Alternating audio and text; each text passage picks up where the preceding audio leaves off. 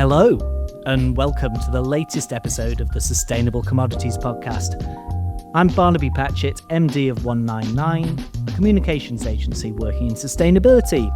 And with me is Judith Murdoch from Murdoch Associates, working with forestry commodities. Today, we're speaking with Priscillia Moulin, Senior Advisor for Indonesian non-profit Earthqualizer Foundation. Priscillia is also Director of Strategy at MosaiX, a European startup that helps organisations meet NDPE targets and navigate evolving legislation like our beloved EUDR, a popular topic on the podcast. We are going to be talking about EUDR, deforestation, and the potential opportunities and limitations of tech platforms when it comes to traceability and supply chain transparency. So I'm going to start off, and I hope you can hear me okay, because we've had a few technical difficulties, by asking you a little bit about yourself and a little bit about your organisation. All right. Thank you very much, Judith. Thank you, Barnaby, for having me here. So my name is Priscillia. I'm currently based in Canada, in Ontario, but I started my career in sustainability in Southeast Asia. I had an internship in Malaysia that led me to working on palm oil topics in Indonesia. I lived in Indonesia for about 5 years, where heavily focused on the topic of no deforestation, no peat, and no exploitation subjects, and have been handling several portfolios since the early 2014. Been working with big companies, so helping companies with the early days of NDPE policy implementation. So basically trying to figure out how do you translate a policy on paper to an actual implementation. So we're facing now the same issue with EUDR, where it's a nice text and like with nice words, but how do you translate that into operational practices? So this is what I've been doing for the past 10 years. Initially working with companies on the ground. I spent a lot of time on the field. And I moved to Canada about almost 6 years ago, and since I've been handling portfolio with downstream companies that have a way more complex supply chains. Okay, so what do you do with downstream companies then, specifically? What's the work you do with them? So we have pretty wide branch of portfolio with them, but one essential thing we help them with is traceability and supply chain transparency. Some companies downstream are having very complicated supply chain, meaning they can buy through layers of sometimes dozens of other companies, and we have to help them out. We have to help them understand where their product come from and what is the risk. So they all have these policies, and so we're trying to see where's the risk in the supply chain. It all started, so just to give a bit of a background, it all started in the late 2000s, when you had a lot of big NGO campaign accusing big companies like Unilever and Nestle, and telling them, well, you are responsible for killing orangutans and for destroying tropical rainforest. And for them, they were just selling a final product on the European market or like Western markets, and like, oh, how can we be associated with that? So they started trying to understand what was their supply chain footprint, and this is where they engaged with the traders and refiners. So that was in the around the year 2010, and in December 2013, then you had Wilmar International that had the first comprehensive NDPE policy. And so we help them. So that's the very first step. Once you analyze the risk, where's my risk in terms of environmental destruction, like deforestation and human rights. So what do you do next? You identify the problem, but then the key and really the focus on many downstream companies is, okay, how can we address the problem in a sustainable way, meaning to find long-term solutions. So to identify the problem, okay, who is the supplier that is not complying with my policy, and then engage them. So a company like organization like Earthqualizer is supporting them in this, as engaging suppliers and offering long-term engagement and solutions. And what does that look like in practice? So say a company in Europe has decided that their supplier doesn't meet those standards. What does it look like in terms of that engagement? Okay, so to take it a step back, first is very important for a European company. So of course here we talk about NDPE, but it also applies to EUDR. There are minor technical differences, but we can address that later on. So one is really about understanding your supply chain and not only understanding the physical flow of the product, but who are your business partners. So oftentimes we have a European company just tracing back to meals at the meal level, and then that's about it. Then they would go and talk to a meal. It is not possible because the person, like the staff working at meal level, they're not decision makers. Like they're just employees. They just work there and do their job. So this approach is very limited. So they need to understand who are your suppliers, like the corporate profile of who are those companies, what is their structure, and who is the decision maker behind those suppliers. This is the one that you should engage for them to have a meaningful long-term solution. So yeah, that's the key. So they would identify the problem, and then they could whether ask their direct supplier, so that would be like a tier down the chain, so we please talk to them, or they would ask organization like ours, oh, there's a problem here, there's a grievance, I want the grievance to be solved, I don't want this problem in my supply chain. So we have a team on the ground, so about 80, well, maybe 90% of our team are originally from Southeast Asia. And we have offices in Sumatra, West Kalimantan, and also like our headquarters in Bogor near Jakarta. So we have also in Kuala Lumpur, sorry. So we engage directly with the growers themselves, trying to explain what's the importance of adopting sustainable practices, like the commercial interest in the long term to have better practices instead of constantly facing backlash and potentially be suspended from a European market or like from companies with sustainability. Because we saw that with some of the big companies, being suspended from markets in the US. Was that 2020 when, was it ST Guthrie or Sime Darby was suspended? Yeah. FGV is still suspended. Yeah, as well.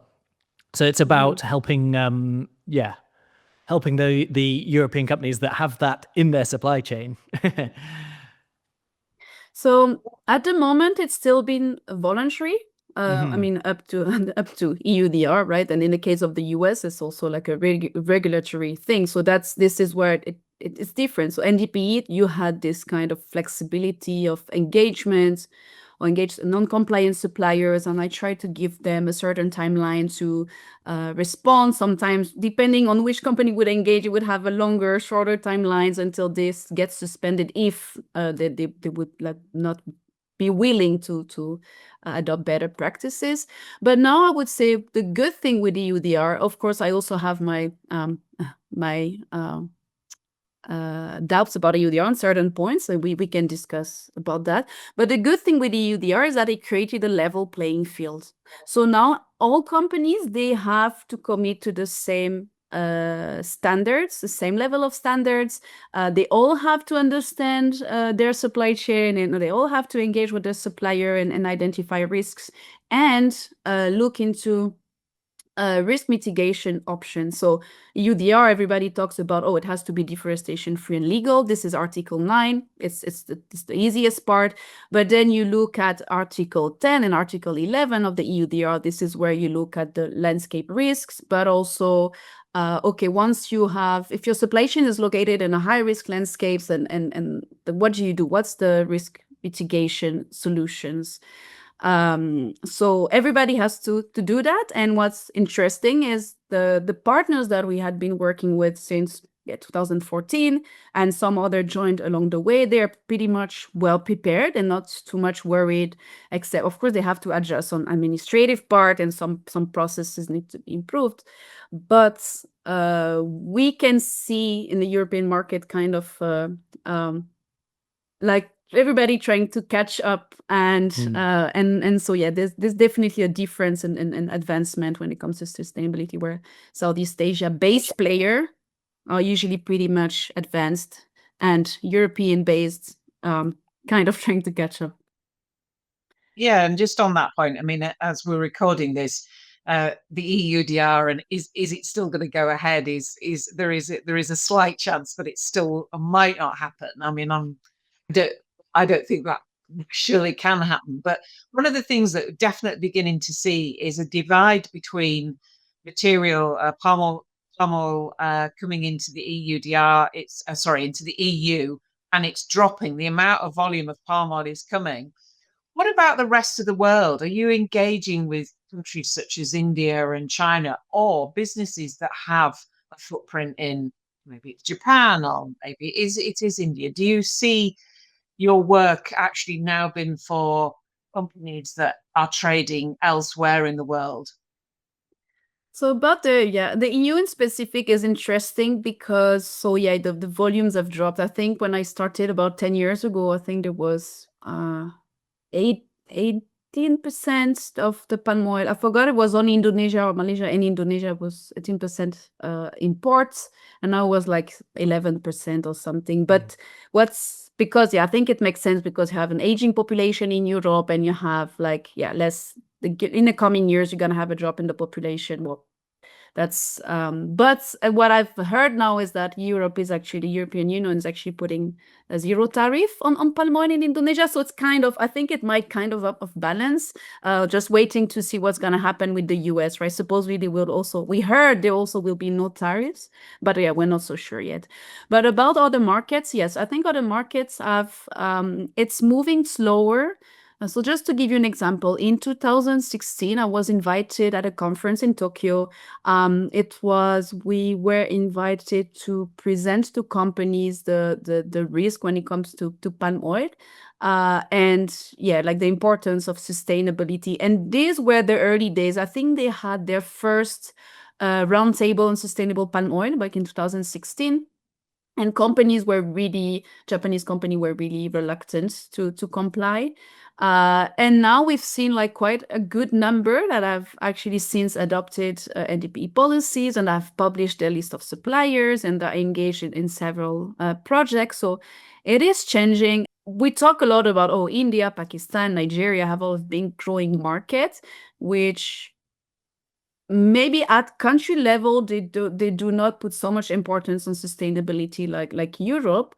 But if you look at the players and who is actually distributing the product, there are the usual traders, refiners, and downstream companies. Like Unilever Hindustan is huge there, right? For example, Winmar International, they used to have, I don't know if they still have it, but they used to have this big joint venture with Kellogg's in China. So in the end, those that buy is still those with sustainability policies.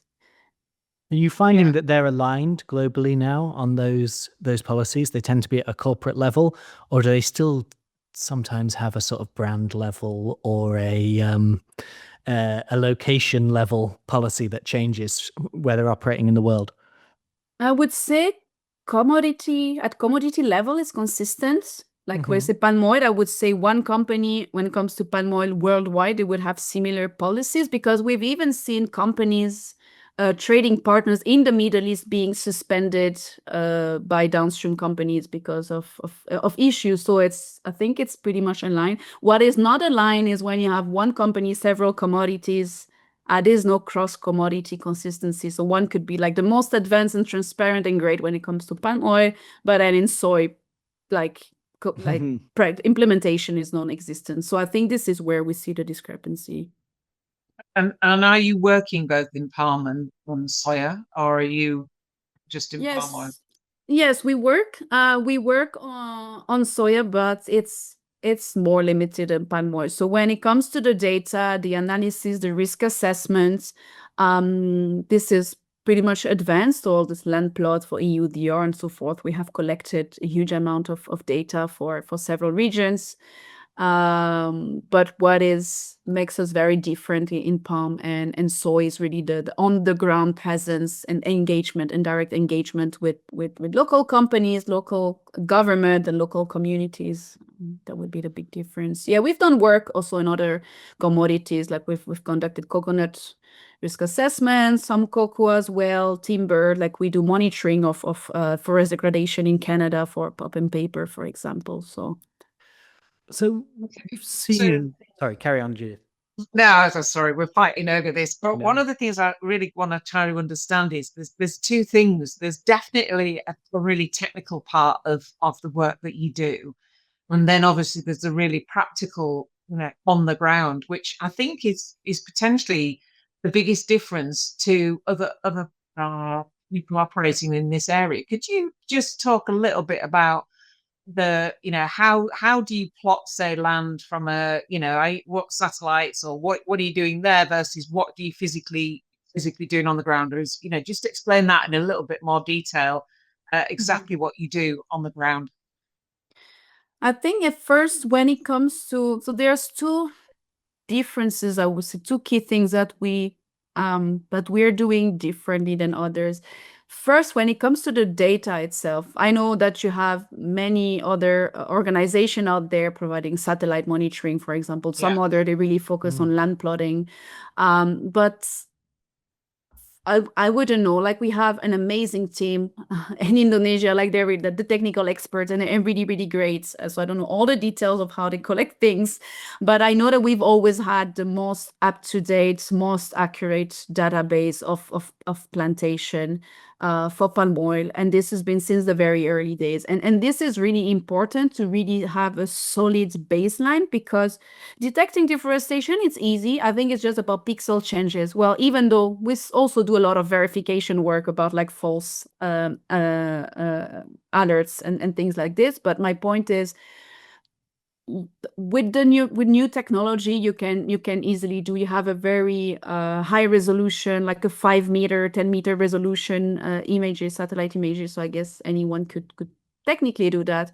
What not anyone can do is to actually know, once there's a deforestation or forest fire, peat conversion, who is actually doing that? What's the company? Who is the supplier, and how are they linked to the supply chain? And what we see the issue nowadays is that you have a lot of, if let's say I'm a company, I'd like to subscribe for like someone providing just alerts that they're not verified, and I will receive so many alerts.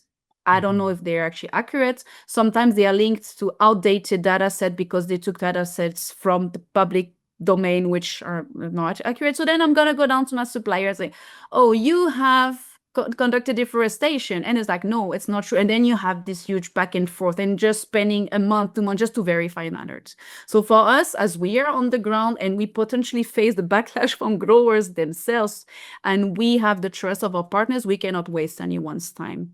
And this is because since the early days, we've worked with the traders. Like, when I say the traders, it's really the trading person inside the companies, because you had no big sustainability team back in 2014 or 15. So first was the operational commercial people doing that. So we learned a lot from them and how to be efficient. Talk to a supplier, there's no time to be wasted. It's a commercial agreement, a relationship. So this is number one. So the accuracy of data. And then, yes, indeed, in some cases you can have controversies, right? So for example, the depth of a pit, if it's I forgot exactly, I think it's 70 centimeter or 80, I forgot the definitions, but if it's deeper, like if it's more than 80, then it's a peatland. If it's less, it is not. So this could be the reason we would go on the ground and verify. Or sometimes you have deforestation within a plantation, commercial plantation, but it happens is the local community. So those cases, we have teams on the ground, so that we have a fleet of drones, so we can deploy drones at any time, anywhere, to verify certain cases. And we have a team that is of locals. That's very important, right? If this case in Kalimantan, we would have someone from the area speaking the language, knowing the context, and Sumatra, same. Of course, remote regions like Papua is much more complicated because it's much farther. But so this is the verification part. We can also follow the truck, like the FFBs, because sometimes there is no supply chain links because the FFB is not productive yet, or the deforestation just happened and not even planted. The trees are not even planted. So then we would say, okay, at the moment they're going to be planted, and let's say 2 years, 3 years, when they start being productive, we will go down and try to see where they sell to. So this is the investigative part of the work.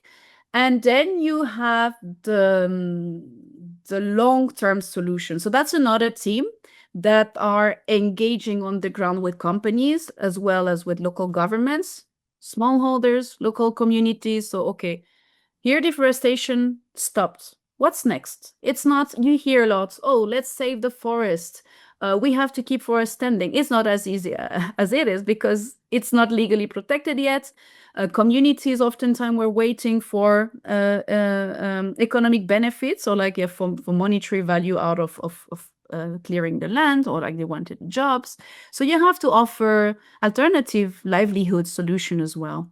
So this is where you go on the ground and you see what would be a solution that works for everybody. So it's more of a pragmatic sort of partnership approach than a tech platform. I guess that we see, as you mentioned, there's so many of these tech platforms out there, and it is, I imagine, for any company in the EU that's looking for support on this, on their data, that they're not going to know what they actually need. They're potentially not thinking about these second order issues. It's like, okay, well, we've got all these wonderful alerts, but now what do we do with them? Oh, they don't have a team for that. We've just got a lot of alerts. Yeah, and I think this comes from the fact that we really want to see a change on the ground. Once, Barnaby, I was telling you, we have some of our colleagues, their land was literally overlapping and taken over back in the days by palm oil plantations companies. So we have people that are from really like local areas and that know firsthand what is it if you lose your source of income or whatever. So that's why for us the solution, this pragmatic side is key. But back to your point on the tech platform, to be honest, we developed the tech platform because some of our partners that were much more advanced when it comes to technology, they say, look, maybe you should have, like everybody has a tech platform now, and I think your data should be kind of put in a more modern way. So that's why we developed, it's just about a visualization, honestly, but still our partners, we guide them. So we have calls, like monthly calls, bi-weekly calls with them, and we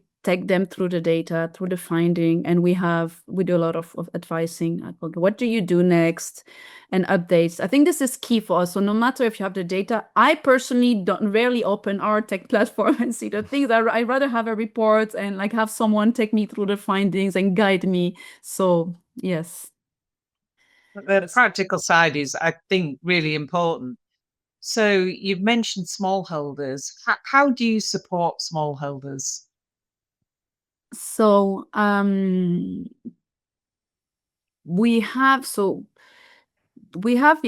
programs when it comes to smallholders, and for us the goal is smallholder inclusion. And one of the key points which we're supporting smallholder with legalizing their land. So you have a lot of smallholder operating, I wouldn't say informally, but I do not have the official proof that the lands belong to us, and this is even more important for EUDR now, right? And so the first step is we map them out, like we look at our cadastral maps, our land plot map, and we map them out. And then we go down and engage, try to see which one have lands that overlap with a protected forest, or like with forest. But this designation in Indonesia, it's not necessarily like a standing forest, but it's not technically legal to operate in there. And so we identify them, engage them, and try to take them through this legalization process.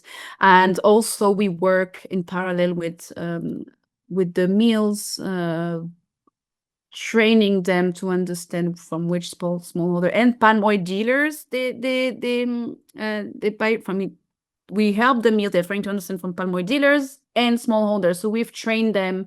We've trained mills and palm oil dealers to use. We have an EQ Trace app. So it's an app where you put like the maps and like you put the traceability data. Or we like help them to with having like a standard Excel file where they record on a quarterly basis. So once you have that, so this is again supported by some of our partners, one being a trader refiner, another one being a downstream, that are supporting this work. Okay, how can we basically have all the smallholder in this landscape compliance for the NDPE and also EUDR now? Because what we need to think of is everybody's kind of worried that, oh, smallholder will be excluded because they will never be able to meet compliance. But to be honest, when we look at one of the latest FAQ, The EUDR FAQ. yeah, so when they looked at the smallholder legality, was pretty much looking at, do they have the land title? It doesn't go much beyond that, but then still you need to help them, and this is where the shared responsibility is important. Ideally, you would have everyone from the downstream to midstream traders, refiners, and engaging them and supporting them in terms of resources to go through the process. You mentioned something very interesting earlier, and it's a conversation we've had before, that a lot of your team members at Earthqualizer essentially come local people whose own land was impacted by this. So there's a kind of activist element to Earthqualizer, that background. And yet the way that you work is in partnership with the corporates. Why is that? How do you square the kind of activism with your kind of approach to this? Yeah, that's very interesting points. That's because I think we are rooted in activism, if I can say so. The nature of the organization. So what we know now as Earthqualizer. So Earthqualizer has been legally renamed Earthqualizer in 2020. But we had an office in Indonesia since 2007 or 2008. And at that time, the office was pretty much established by two of our seniors that were activists. One of them, were Eric Walker, that you met, Barnaby. He started his career in the 90s trying to save tropical forests from illegal wood, but from illegal logging. And then in the late 90s, 97, 98, they have this huge fire outbreak in Indonesia, and have one of the biggest haze ever, caused a lot of respiratory issues, and people died. So he started to look into that and say, oh, what's going on? And it seems to be with this palm oil, the trees, and what is it? And oil palm trees rather. And so he started to look into that, and then like in the 2000, with this movement of also so many NGOs started to raise the issues. He was one of them. And our other director, our current director, Adriani Zakaria, he was working before that in anti-corruption things, and looking into oil palm operations and things like that. So this is where, and then they met. So one is from Netherlands, the other one from Indonesia, and they kind of realized, oh, I have an international voice, you have a local knowledge, let's work together.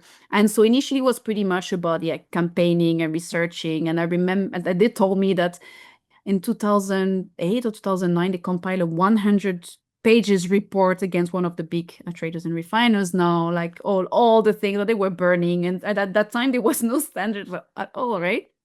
So that's what happened. But then when they engaged with companies, and companies started to show the willingness to change, and actually one of the companies said, okay, what about we actually work together? You guys, okay, I know you're much more NGO campaign sort of approach, but you seem to know a lot, and maybe you can help us.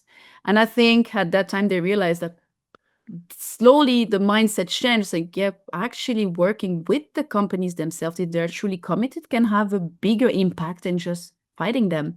And I think until now you still see many more campaigning NGOs that are always like, oh, company bad, we're the good guys, while I believe are working together create pretty meaningful impact. So this is how it's like the first partnership was successful, and then we had the first big trader refined in 2014, and then others joined like 2016, 17, until we are now about like 25 partners. It's quite a positive message, that, in terms of how, you mentioned that a lot of NGOs are adversarial. And I know, reading things like I think of Greenpeace, reading their report on all of the certification schemes, and they didn't have a positive word to say about a single one of them. They're naturally looking for that critical kind of approach. But actually, in terms of impact, you've got to, these are the people with the potential to make the biggest the biggest change. So that's the thing. I guess campaigning NGOs like Greenpeace or Mighty Earth are really necessary, and they actually the one keep like push companies The pressure. So I think the pressure also helped tremendously, of course. But yeah, in the end, it's good to have people like ourselves more kind of in between, where we've done the campaigning side. Well, actually, back in the days, we supported a lot of research for a lot of the big reports for the final countdown of Greenpeace. All of this was our research. So in the end, we're like, okay, we're kind of the middle ground. Okay, we work with companies, and they're it's a source of funding. We don't have any other source of funding. Is mostly corporate, but we keep I think what makes our strength is that we still keep this neutral position, whereby they work with us. We're not service providers, we're your partners. So even if there's issues, like we raise issues with them, and we tell them when things go wrong, and we tell them when there are things they can improve. So I think we kind of keep this neutrality, and I think that's what they like us, I guess. Yeah, I mean, I think it really sounds fantastic, the work that you're doing, and I just want to revisit shared responsibility, because one of the things, some of your partners will be quite large. One of the things that I know in Europe and like in the UK where we're sitting is that people want to get involved, and they would like smallholders to be included. And often that can't be the case, because a smallholder is a long distance from a port, so they can't actually buy the material quite physically. Are you engaging with the wider market on smaller projects that people can invest in, or is it just your partners? Yeah, no, we are actually pretty flexible when it comes to our approach, and we've had companies, even as we speak now, companies outside of our partners that are wanting a different type of support. So one of them has asked us, oh, could you help us, for example, with grievance verification and management? Another one's like purely about EUDR. Another one's about smaller projects. So yeah, it is doable, and it's, in terms of smallholders, it could be a matter of, okay, they could share the list of suppliers with us, okay, who they buy from, even if they don't know all the way to the mill. Like sometimes the first level of facilities is enough for us to trace back then to the grounds, to the plantations. And then we could say, okay, based on that, it seems like most of the suppliers are located in Rio, for example, or any other province in Indonesia.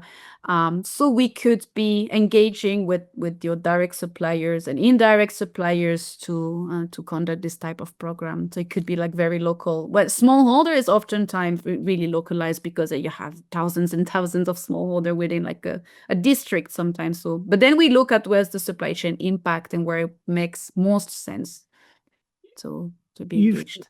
Talked about impact, and obviously Earthqualizer has been going on the kind of NDPE commitments for about a decade or so. What's been the impact in that time? Can you quantify it in any way? So we've finally quantified it recently.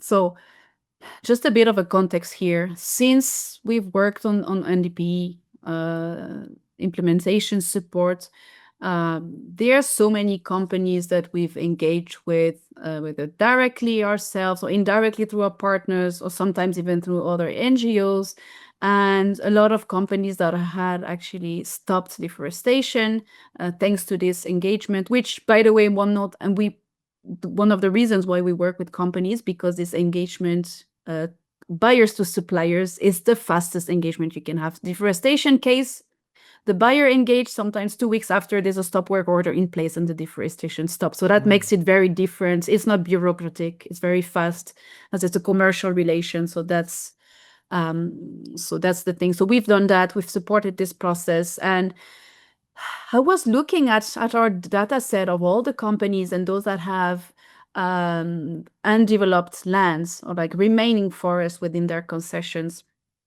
And we counted, we're going to release the report before the end of the year. I think it's like 5 million hectare or 4-something million hectare remaining within concessions. And I was thinking, which ones are actually thanks to our intervention? Is it possible to quantify? So I looked at the list. I was like, oh, this company, oh yeah, I met them in KL back in 2017, and then they committed to stop. Oh, that company, yeah, write a full report about them, and then we send it to the buyer, and they engage and they stopped. And so I started to look at all of these cases one by one, and we quantified it to approximately 2 million hectare of avoided deforestation, meaning that if we had not intervened, those forests, those forests and peats could have potentially been gone by now. Of course, you always have other factors, but this is those that we know we have in some ways intervened. It's good to get a number and at least have an area, being able to celebrate success, because it can be quite daunting, I think, when you don't have the chance to celebrate that. An area about the size of Slovenia, for our European. Yes, that's quite. It's quite a lot, to be honest, it's because of we really have an amazing team, and they're really responsive. So first, they know their landscapes by heart. They know all the plantations there. They know all the details of each area. So this is really amazing to talk to some of them. I really enjoy it. I learned so much from them. And also, they're so responsive. Like some of our partners sometimes say, oh, I'm engaging with that supplier sometime in 2 days. And like this week, could you please provide the material, like any supporting documents? And they reply. So like they're always responsive, and they always have good response very quickly. Like they're putting in a lot of hard work. Yeah, and that is quite unique to be able to be on the ground. And I think it's just so important. A slight sidetrack, really, in terms of people on the ground. If you, for an example, wanted to look at regenerative agriculture and for how people are working within, smallholders, but obviously the plantations, is that the piece of work that you do? Are you looking beyond deforestation? I guess for me, well, that's the question, because we do go off and talk quite a bit and ask the specific question. What I'm really trying to understand is, if deforestation if we are now becoming controlled and stopping deforestation, climate change is a massive issue. I mean, as I'm sitting here, there's been a massive thunderstorm, which is almost tropical in East Yorkshire, or hilariously watching the rain come down. But it's unusual. There is climate change. Should we start looking at other methods to alleviate climate change or make farms more climate resistant? So is something like regenerative agriculture something that we could explore? And is that something that you might or are exploring in the work that you do?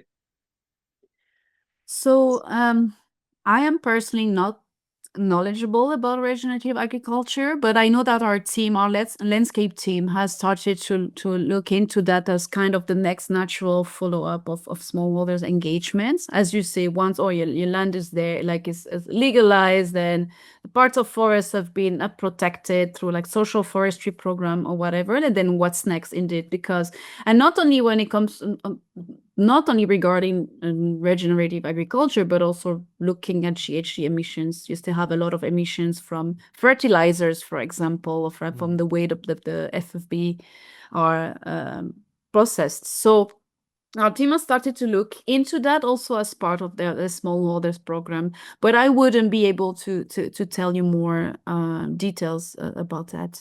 Okay. Yeah. So Yeah. let's get on to the central topic of this podcast that we always get to, EUDR. We've touched on it a little bit, Yay. Yes. but yeah, what are your general thoughts on EUDR? Give us your kind of thoughts on that. So one thing is, Judith, earlier you were mentioning, would it be canceled? Would it be delayed again?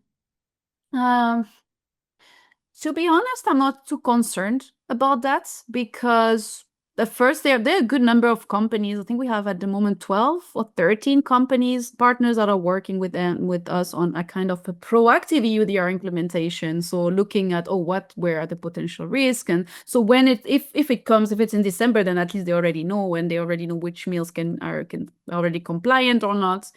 So I believe that the approach, it's created a good standards, and I think the approach that has been developed by some companies and with support from ourselves in some cases is there to stay. I believe it kind of keeps some sort of good standard, and it really pushed everybody to think harder. Okay, how do you assess the actual legality around the mill? How do you look into risk mitigation and really the land plotting thing? So I guess some already have even established internal system, like a IT system and so forth. They've already invested quite a bit. So I don't think they would say, oh, this is fully off and we just cancel it all. So this is one. I don't know. I think it will still start in January, like end of December. I think it's kind of too late to be fully canceled. But I don't know. Like, as I was mentioning earlier, EUDR is creating a level playing field, so it's good. But EUDR will not stop deforestation. First, the EU market is indeed small compared to other markets. And the issue with EUDR is that you look at a mill and supplying land plots. If you look at this, like you zoom into a mill and then the supplying land plot, by default, the land plot will already be deforested and planted because you have a mill that is processing the fruits. So it's kind of already too late.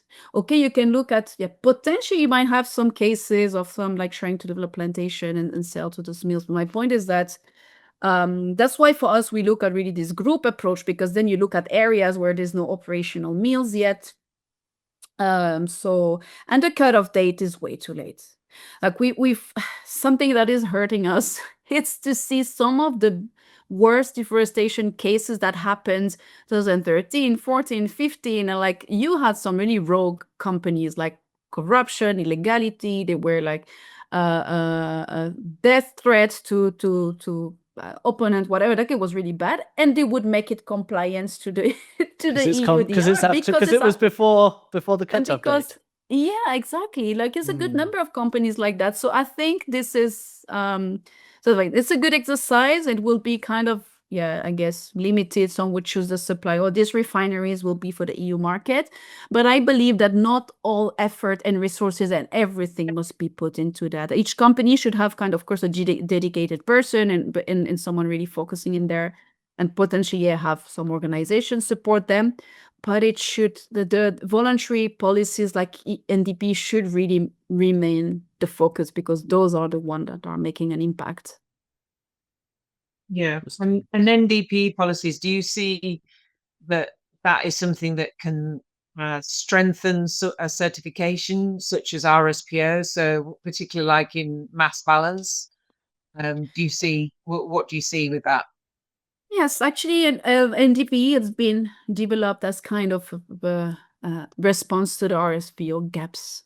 So it indeed goes beyond, even if it's not like a certification stamp per se. The good thing about NDPE is that it's not about certified, not certified, but you have of this kind of progressing category, where anyone who is not fully compliant can still be brought toward the compliant part. So there's no stamp on, you failed, or you managed to do that. And we see that as well with now what's becoming mainstream is the whole recovery agenda. So companies that have been, that have had deforestation issues, or like had deforestation in the supply chains, then must recover the areas. So if a supply has been found of clearing 10,000 hectares of land, ideally they would protect same 10,000, even more. We encourage to go even beyond that, mostly through social forestry, because the government is encouraging these programs. And so why I'm mentioning this is because the RSPO has the RSCP procedure as well. But again, like you have the RSCP is good and is great to have, but there are still some points that are missing, such as the lack of transparency. Sometimes you're not so sure where is the recovery site. The progress reports are not always published. And this, so I call it NDPE plus. So this NDPE that's recovery, that's basically an upgrade of the RSCP, sort of, yeah. There's a real redemption there as well, isn't there? Because one of I think one of the problems facing the entire sustainability movement is that certain elements have a sort of religion without redemption approach to sustainability, in that you did something dreadful in the past, therefore you're damned forever.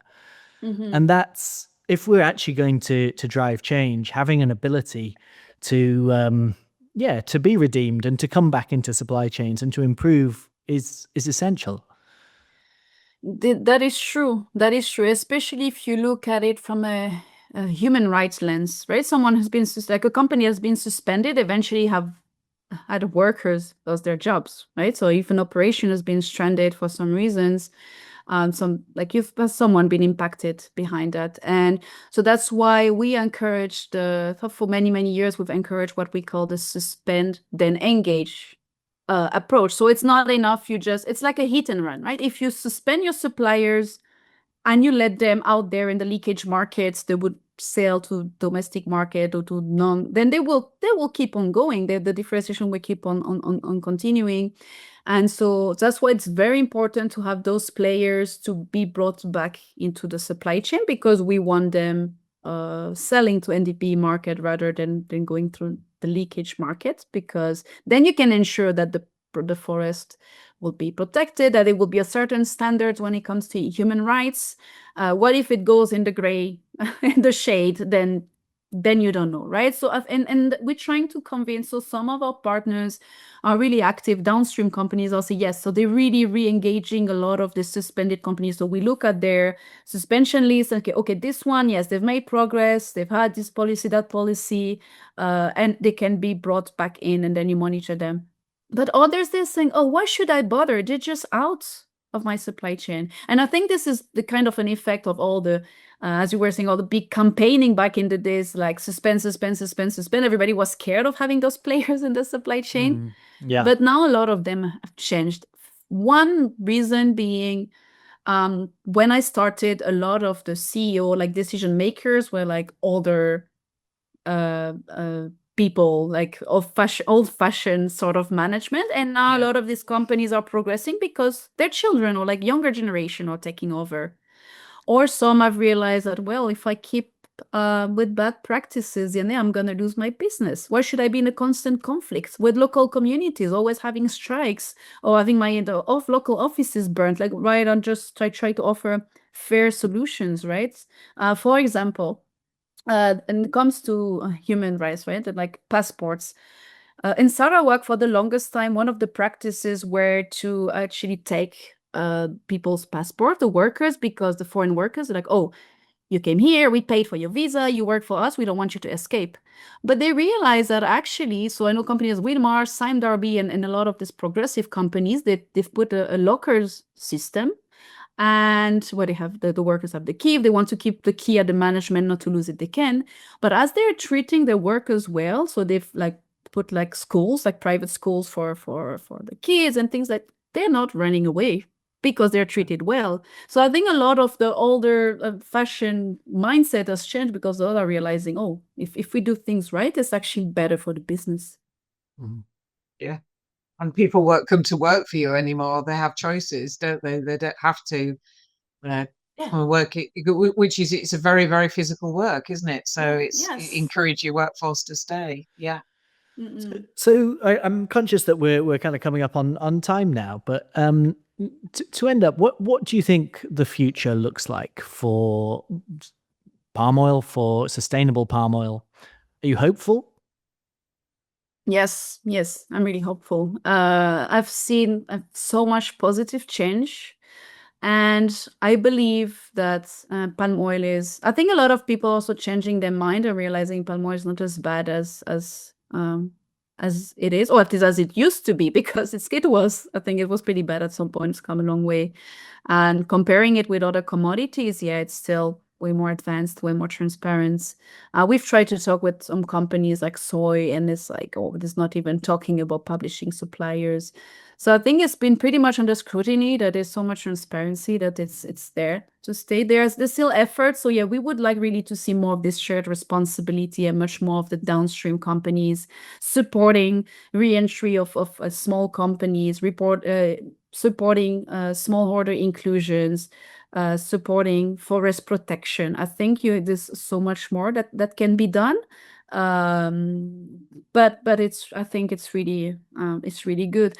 What worries me a little is if we would look at maybe Indonesian politics, because yeah, I'm not sure about I'm not sure. It would be another long discussions, but there's been like the new government has been kind of taking over a lot of the lands for support, like for malpractices or illegal operation. But yeah, we feel like it's becoming really a big scale, and a lot of companies are kind of worried, like the operations will be just stranded and taken over by Indonesian government. So because then what happened, right? Once it's under the Indonesian government, like would it stay committed to sustainability? You're not sure, right? And then as a company, you're not going to have leverage on that with a company operated land. So I think a lot of worries on this side. And also, of course, you have the biodiesel mandates, right? I think it's increased now to, I don't know how many %, but this is also saying like, oh, if there's much more local, like domestic market, then you will have the less pressure of oh, it has to be done sustainably. That's the thing. It's always been kind of a battle between companies wanting to stop deforestation and governments trying to say, no, you must release that land to you must clear it all. If not, we're going to consider it as non-operational, and we will take it away from you and give it to another company that will want to clear it. So there's still some areas that we worry, but the commitment is so large by now, so many companies and growers themselves that are committed, that we're still hopeful that will remain the trend. Great. And yeah, we'll put in some links in the show notes back to Earthqualizer and to MosaiX, so that you can see more about the impact and what they do. Thank you very much for coming on and having this conversation today. Thank you so much. It was really good talking to both of you.